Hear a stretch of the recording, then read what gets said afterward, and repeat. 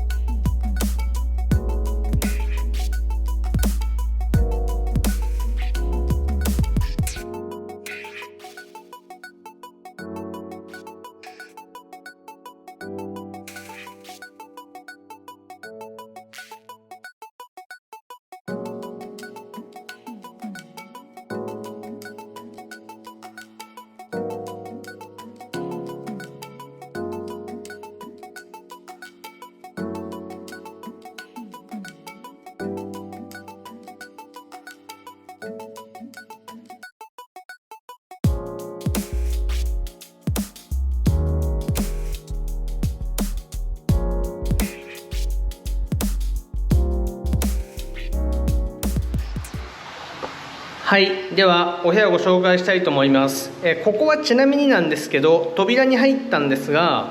外です。外です、中です。外です。ちょっと難しい表現なんですけど、部屋の中じゃないです。でちょっと行ってみますね。まずここ左に行くとお部屋です。なので一応ルームキーこちらにありますが、実はですね、こちらさっきも入ったので鍵はね、あそこで書いてるわけですが、今日はこちらちなみにシャワーありますね。で今日はこちら、プール付きのお部屋です。ちょっと広角なんでね分かりづらいんですけど、こんな感じで意外と広い。で温度感は 1.2 メートル、まあまあ深さあるし広いですよね。あ、いい感じ、気持ちいい感じで、ちょっと冷たいかなって感じですけど、入ればね馴染む感じです。こんな感じの素敵なプール付きのお部屋です。いやーいいですね。なんかリゾート来た感じします。まあ高層階からのねビューとかもいいんですけど、こういうのもリゾートっぽくていいかなと思います。ビラタイプですね。でここ入ります。よいしょ。はい、ここからお部屋って感じですね。でまずこんな感じでお壺モニュメントで、お部屋の位置難しいね。はい、ここがね、この辺がメインのレセプションとかがある建物で、ここかな、もうこの辺もかもですけど、こっちだと思うんですよね。でこんな感じで、ここちなみにカートでチェックインした時が来ました。はい、こんな感じで、正面が荷物を置くところですね。私の荷物置いてありますが、こんな感じ、部屋着とかありますし、はい、シェービングキット、ここにそんなのあるんですね。はい、こんな感じで、ハンガーも私も物映っちゃう、こんな感じでルームウェアみたいなのも可愛いですね。こんな感じであります。これなんだろう、じゃん。はい、ちょっとわかんないですね。はいで、体重計、スリッパ、ビーチサンダル、これね記念にもらってってもいいですよね。革なんでかっこいいですね。はい、これいただいてってもかっこいいかも。でここに、はい、シューズケアキット、はい、革靴とかね、これでケアできるかもですね。ちょっと開けてみましょうか、せっかくなんで。こんな感じで、お、すごい靴べらとかあります。これさすがにもらっていくわけにいかないですね。はい、すいません、ちょっとね咳が出ちゃったんでカットしたかもですが、もうこのままいきます。はい、でこちらが、金庫ですね。で右側がランドリー系で、こちらはランドリーサービス3点まで宿泊費に含まれているということなので、3点までは無料で選択していただけます。で右側がバススペースということで、可愛いですよね。これこんな感じで2つのタイプです。はい、でバスアメニティは、はい、調べてください。こんな感じで、ちゃんとね小ボトルはい、持ち帰れるようになってます。でこちらは石です。軽石があります。体ゴシゴシやるとちょっと痛いかもって感じですけど、ようですかね。はい、であとは、はい、バスソルトあります。バスソルト2種類ありますね。ラベンダーがこっちですね。でこちらがオレンジって言った方がいいですか。はい、そんな感じです。はい、こんな感じでキャンドルとかもあったりしてね、優雅ですね。はい、で、これドライヤーって言ってた気がする。その前にお手洗い行ってみます。お手洗いは引きました。これ開くのかな。開くタイプではなかったですけど、ミーディンジャパンですかと同性です。ジャパンで作ってるかわかんないですけどね。はい、で、アメニティボックスを移しつつドライヤー出します。ドライヤー箱が重い。はい、これブラン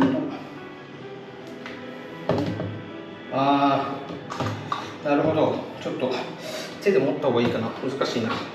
ょっと出しますね。よいしょ。よっ。こんな感じのケースに入っていて、はい、チックセンスにかなりかけてるかもですね。はい、こんな感じです。ちょっとしまう。よ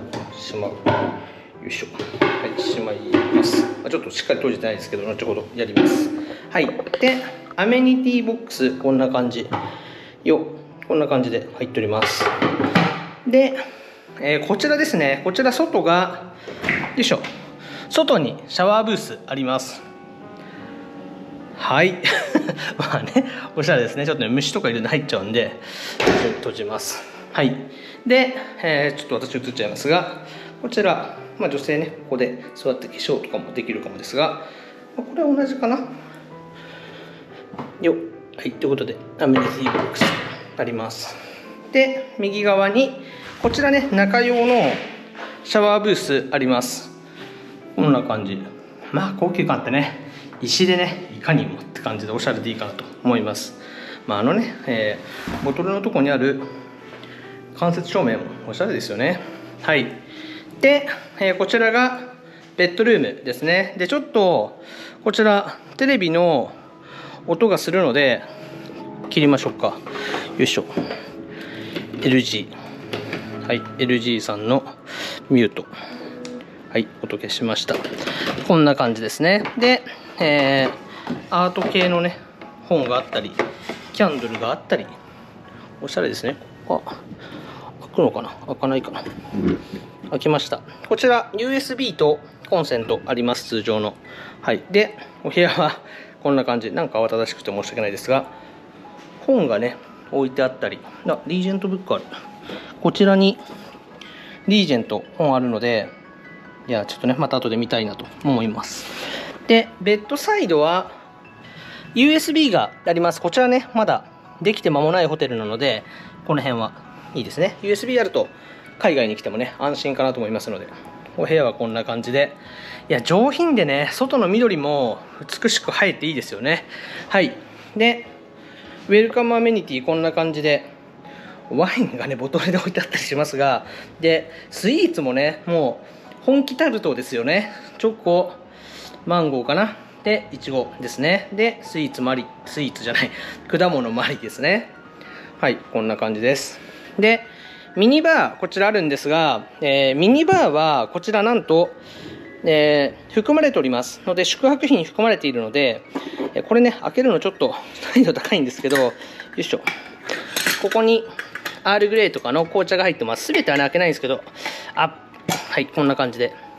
これはジャスミンでしたが、ロンネフェルトの紅茶が入っております。はい、まあいろいろ入っておりますね。でここコーヒーこんな感じです。はい。で丸み製の器、いや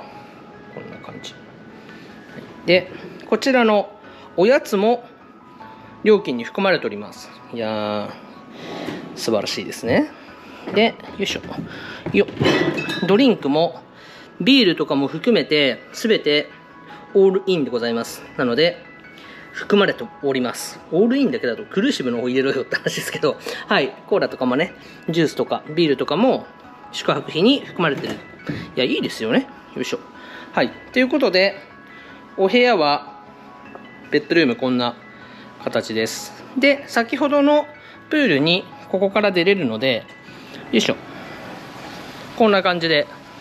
プールもすぐ出入りできます。夜はねしっかり閉めとかないと虫が入ってしまうと思うので要注意かなと思いますけどね。はい、よいしょ。ということでこんな感じのリージェントフーコックさんのリージェントフーコックですね、お部屋になりますが、いかがですかね。この感じ、まあちょっと奥に行きますが、お風呂がね結構私は美しくて可愛くていいなと思いましたね。外の色も綺麗に映えて、なんかセンスいいホテルですよね。はい、では、今日は、リージェントクラブですね、クラブフロアというかクラブラウンジアクセスのついた予約になってますので、ラウンジのお話とか、ホテルの印象とかプールのお話とかできると思いますので、引き続きよろしくお願いします。ではお部屋紹介これで失礼します。はい、よろしくお願いします。今日はこちらですね、フーコックにありますリージェントさんをご紹介したいと思います。ルームキーはこんな感じでシンプルにかっこいいっていう感じですかね。はい、で、こちらのホテル、まず立地ですが、ベトナムのフーコック島にあるホテルで、先週ご紹介したインターコンチネンタルさんの真横にあります。なのでどちらからもどちらかが見えます。はい、なのでインターコンチネンタルフーコックさんからはリージェントさんをその方向を見れば見えますし、リージェントさんからもインターコンチネンタルさんが見えるということで、同じねグループのホテルを真横に並べるってなかなかねないと思うので、ちょっとこちらの方がよりね高級路線ということでコンセプトが違うということと、あとはいい土地を抑えちゃおうみたいのもあるかもしれないですね。なので他のホテルに出店されるぐらいなら出しちゃおうみたいのもあるかもしれないですが、そんな感じです。で、今日は話すことがねたくさんあるんですけど、まず2つ比べた印象からいこうと思うんですが、コンセプトが違うのでどちらもね良かったなと思うんですが、インターコンチネンタルさんの方が少しねこうポップといいますか楽しめる感じで、リージェントさんの方が、落ち着きがある大人っぽいね優雅さのあるリゾートだなっていう感じはします。で、どちらもおすすめなのでどちらがいいとはなかなか言い難いんですが、インターコンチネンタルフーコックさんにいる時に、多分動画の、ね、最後でもめちゃくちゃ良かったのでこれをね超えてくるのかっていう話をして終わったと思うんですけど、率直に超えてきたっていう感じはねしてます。なのでこの順番でやはり選択ミスはなかったなということと、どちらも良かったのでこの2泊はねとても良い旅になったなっていう気がします。はい。で、ホテル全体の印象はねその上品さっていうのもありますし、敷地がかなり広いので歩いて全体を回ると汗だく、カロリー消費マックスで紫外線を浴びて日焼けたい放題という感じなので、これはあんまりおすすめしないかもですね。で、ホテル内は、お願いするとカートで運んでいただけるので、お部屋の中からどこかに行きたいときは電話してカートをお部屋の前に来てもらうと。で、レセプションとか各施設に行ったときはそれもね伝えてカート多分お迎えに来ていただけますので、それで移動するのがこのホテルの楽しみ方かなと思いますし、レンタルサイクルもあるので早めに来てねレンタルサイクル利用できれば自転車を使って移動しちゃうっていうのもありかもしれないなっていう感じで、とてもね敷地が広いホテルです。はい。で、順番でいきます。まずプールが、いくつかありまして、いくつか行けたのでご紹介しようと思うんですが、まずメインのプールと、メインのプールは歩いてビーチまで行けますので、そちら動画撮ってきたのでこのままどうぞという形でプール紹介いこうと思います。ではどうぞ。はい、朝一のプールに来てみました。はい、こんな形でちょっとね動画流しながらビーチまでね行ってみようと思いますが、サムネイルとかになってるのはこの景色ですね。サムネイル、ホームページのトップ画とかですかね。いやー、こんな感じで美しいですよね。この、リフレクションですかねが美しくて、今は朝一に撮ってますがこんな感じでね。でちなみにここはこんな感じの通路に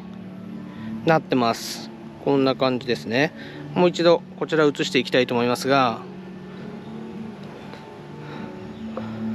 はい、こんな感じです。で今からねちょっと、こちらからビーチまでね歩いていってみたいと思いますので、ちょっと動画としては長尺になるかなと思いますので、喋りながらは行きますが、はい、もうね飛ばしたい方は飛ばしてください。でちょっとね早送りとか使いながら行こうと思いますが、はい、こちらね、ルーフトップのねプールとかもありますし、こういうメインの広いプールもあるので、ここはここでねとても上品でいいんじゃないかなと思います。でちょっと反対側からも撮ってみようかなと思います。いやー美しいですね。で天気も晴れているのでなんかね気持ちいい。でこちらねレストランオーシャンクラブさんありますが、こちらはそのね向こう側が、水がね張ってありますので、あれプールなのかな、入れるかもですね。こんな感じのプールになってます。はい、こんな感じでねリフレクションもバッチリ。いやー美しいビューティフルですね。こんな感じです。ではちょっとビーチまではい行ってみたいと思います。ちょっとここから早送りします。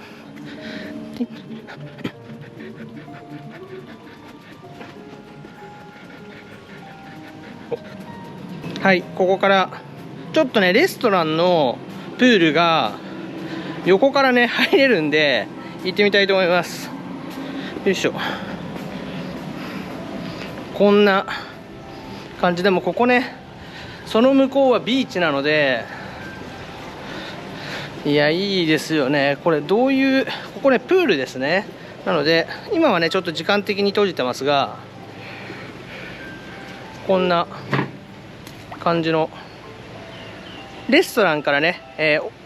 すぐ出れる感じですけど、レストランオープンしてる時はもしかしたらねこちらで食事もいただけるかもです。はい、ではちょっとこのままビーチへ向かいます。いやー、もうね何もかもが美しいですよ。でここからはもうノーカットでビーチまで行きましょう。ノーカットで、さっきもカットしてたわけじゃないんですけど、はい。でね、この歩いてる距離はねちょっとあるんですけど、気持ちいいのでね、朝散歩は結構おすすめです。いやー、なんて優雅なんでしょう。お散歩してる方がちらほらいますけど、それでもね朝は人が少ないのでいいかなと思います。はい。で、写真撮影しているカップルが実は見えてるんですけど、いいですね。はい。こちらがリージェントさんの敷地で、いや海がね美しい。もうこれどこからでも右に入っていけるんですけど、ちょっとリージェントロゴ行きたいので、いやー南国感出てるな。でここ行きます。よいしょ。ちょっとね雨が降ったのかな、夜中にっていう感じなので歩きやすくなってますね、砂が。はい、こんな感じで、こちらフォトスポットですかね。リージェントの文字があるので、リージェントロゴとこんな感じで、はい、こちらがね平行というか左右対称に木が傾いてますが、レストランから見るとねまさにこのビーチがしっかり見える感じですかね。ちょっとビーチまで行って終わろうかなと思いますが、いやー美しい。はい、こんな感じのビーチまで来ました。はい、というリージェントさんのプールとビーチですね。でこちらはリージェントさんの宿泊者のみが使えるビーチになってますので、これね夕日見るのも美しそうですね。はい、ということでこんな感じになります。失礼します。はい、ということで1つ目のプールですが、もうね優雅ですお上品で、いる方のね雰囲気もとても良くて、昼間とかはねそれなりに泳いでる方とかもいらっしゃいますが、なんかねラグジュアリーリゾートに来たなっていう雰囲気がねもう全員から出てる感じがして、この辺もね、ホテルのコンセプトにこう行く方々のモチベーションも合わせてっていう感じがまた心地よかったなと思います。で、メインのプールからはレストランを通り、レストランにはまたねインフィニティプールがあると。でインフィニティプールの奥にはビーチがあると。でビーチも、こちらのねリージェントさん宿泊した方のプライベートビーチっていう感じなので、どこもフォトスポットですし、どこも映えるという形で、本当にね、プール一つとっても弱点のないホテルで素晴らしいホテルだなと思います。はい。で、続いていきたいと思います。続いて、こちらのホテルのメイン棟のルーフトップにありますバー兼プールっていう感じですが、こちら出そうと思います。まずプールから出して、その後バーの様子もね写真で載せようかなと思いますが、こちらはねちょっと長くないので動画がこちらで載せていこうかなと思うんですが、素晴らしいでこの後、クラブラウンジのお話をしようと思うんですが、屋上のプールはクラブラウンジに隣接しているので、ラウンジ利用しながらプールに入るっていうこともできますし、こちらのプールはラウンジ利用してなくても宿泊者の方は行くことができますので、泳ぎに行くのもいいし、ちょっとね夕日の時間とかお酒をね飲みながらプール見ながらたまにちょっと入るなんていうのもね優雅かなと思います。で夕日の時間のね写真とかも撮れたので見ていただけたらと思いますが、いやメインのプールがクオリティでルーフトップのプールもこのクオリティなので、いや優雅ですよね。はい、ということで幸せな、プールライフもできるので、ちょっとね1泊がもったいないかなっていう気も正直するので、次回来るときはこちらのホテルにね2泊したいなっていうぐらいねいいホテルで、施設もたくさんあるので、時間をこうゆっくり過ごすタイプのホテルなので、ゆえにねこうもっとこうせかせかせずにのんびりできるのもホテルのこうコンセプトに合ってるのかなっていう気はするので、2泊推奨です。はい、ということでフーコック島に来るときは、いいホテルねたくさんあるので3泊か4泊で予定をして、最後の2泊リージェントさんいいんじゃないですかね。はい、という感じがしました。はい、でプールはねこんな感じで、もう一つねルーフトップのプールがあるんですが、1泊では全部行ってる時間はありませんということで今回2つご紹介しました。はい、で、続いて、夜ねバーに行ってきましたので、こちらバー見てもらいたいと思うんですが、ルーフトップにもバーあるんですが、もう1個、バーがね気になるバーがあったので行ってきたんですけど、こちらはジェイドさんっていうバーなんですが、実はですねこのバーはちょっとねシークレットバーっぽい雰囲気で、まず歩いていてバーがあるとはならないです。で秘密の扉みたいのをホテルのスタッフの方に開けていただくと入れるっていうバーで、来た時に紹介でね地図とかを見せられるんですけど、そこにも出ていないバーで、もうそれを行きたいって言えば案内いただけるので、ジェイドさんもしもこちらに来たらこのバーおすすめです。写真載せようと思いますが、緑をね基調で、深緑ですかねを基調としたデザインでかなりかっこいいバーなので、ぜひね行ってみてほしいなと思います。でバーテンの方々もとてもねこう対応良くて、ホスピタリティも素敵なバーだったので、ぜひ行ってみてください。でこちらのバーは飲んだものも載せようと思いますが、カクテルのね名前が宝石になってます。で私はパンダさんと来てますが、アクアマリンとエメラルドっていうカクテルを頼みました。でエメラルド美しいのでエメラルドはね頼んだ方がいいかもしれないですね。はい、ということで宝石の名前にちなんだカクテルということで、こちらもねおしゃれだったなと思います。すいません、感じました。はい、という感じでとても良かったです。はい、で、続いてですね、こちら、クラブフロアに泊まっているので、クラブフロアというかラウンジアクセスがついているという感じですかね。なのでラウンジもご紹介したいと思います。まずラウンジの映像か写真を出していこうと思うんですが、広さとしてはものすごく広いっていうタイプのラウンジではないですが、テラス席もあり、中の雰囲気もこう高級感があってね、対応も素晴らしいラウンジでした。こちらもね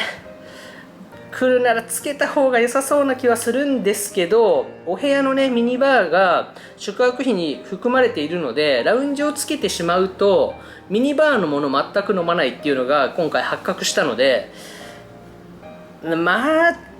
つけなくても大丈夫そうです。つけなくてプールを楽しんでレストランで食事っていうのも良さそうですけどね、これはつけたらつけて後悔しないし、つけなくても十分楽しめるっていうホテルなので、ちょっと気分とかで決めていただければいいかなと思います。はい、で、まずラウンジの、アフタヌーンティーからいこうと思います。アフタヌーンティーはもう IHG グループのねインターコンチネンタルさんとかこのリージェントさんは本気のねアフタヌーンティー出てきますし、スコーンもねとても美味しくて、何もかもが抜かりのないアフタヌーンティーいただけますので、アフタヌーンティー好きの方も残念なことにならないかなと思います。はい、で続いてカクテルタイムに頼んだものを出そうと思うんですが、カクテルタイムの前に、そちらのねルーフトップのプールの夜の状態写真撮ったので、こちらも見ていただいて、その後カクテルタイムに食べたものを出そうと思うんですが、カクテルタイムは、食事をメニューから選んで注文すると作って持ってきてくれるっていうスタイルなんですが、実はこの食事が、ラウンジがねオープンしている時間は基本的に常に食べれるということが分かりましたので、アフタヌーンティーの時間でもフォーとかご飯も食べれます。で、夜になる前でもね食べれるので、そう考えるとねラウンジをつけるとそこでね食べる方は、夜ご飯とかはレストラン行かなくて十分かなと思います。今回バーは行きましたが、レストランは私も行っていないので十分お腹いっぱいになるかなと思います。はい、や、ラウンジもね、良かったです。はい。という感じで、素敵なラウンジでした。